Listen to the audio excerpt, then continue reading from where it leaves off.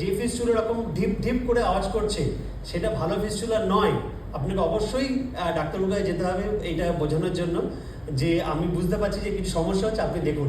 উনিও দেখবেন এবং উনি দেখে যদি কিছুটা বাইরে থেকে দেখে বোঝা যাবে, কিছুটা আল্ট্রাসোনোগ্রাফি ডপলার করতে হবে এবং বোঝা যাবে যে কোথায় সমস্যা হচ্ছে। 1 নম্বর হচ্ছে স্পর্শ, 2 নম্বর হচ্ছে কানে শোনা। কানে শোনাটা একটু ডিফিকাল্ট, স্টেথো দিয়ে শুনলে খুব ভালো বোঝা যায়, কিন্তু কানে শুনলেও একটা অবিরাম স্রোত রক্তে, সেটা বোঝা যায় সেই ঝর্ণার জলের মতো। সেইটা কিন্তু আপনার ফিস্টুলায় আপনারা পাবেন, এবং সেটা পাবেন সেটাই প্রমাণ করে যে ফিস্টুলাটা খুব ভালো কাজ করছে।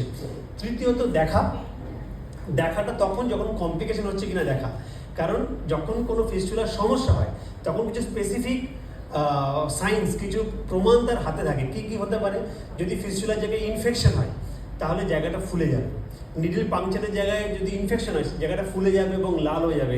অনেক সময় বারবার যেখানে নিডল প্রিক করা হয় সেই জায়গাটাতে একটা মামড়ি যেটাকে বলি, একটা স্ক্যাব তৈরি হয়, একটা কালো রকমের চামাটি তৈরি হয়, এবং যেখান থেকে মাঝে মাঝে একটু রস গড়ায়, মাঝে মাঝে পুজোর মতো জিনিস বেরোয়, সেটার মানে হচ্ছে ইনফেকশন। সেইটাকে আমাদের খেয়াল রাখতে হবে যেন সেটা একদমই না হয়। সেরকম হলে অবশ্যই খুব তাড়াতাড়ি ডায়ালিসিস সেন্টারে গিয়ে দেখাতে হবে যে আমার সমস্যা হচ্ছে।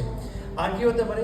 আর হতে পারে হঠাৎ ফিস্টুলাটা আপনি দেখলেন যে ফিস্টুলার পরের যে আঙুলগুলো সেগুলো নীল হয়ে গেল বা কালো হয়ে গেল, হাতটা অস্বাভাবিক ব্যথা হচ্ছে, তখন আপনাদের তাড়াতাড়ি যেতে হবে ডায়ালিসিস সেন্টারের কাছে, এটা বলার জন্য যে কিছু একটা সমস্যা হচ্ছে, যেটা আমাদেরকে এক্ষুনি দেখতে হবে যে কী করা যায়, প্রতিকার কী আছে।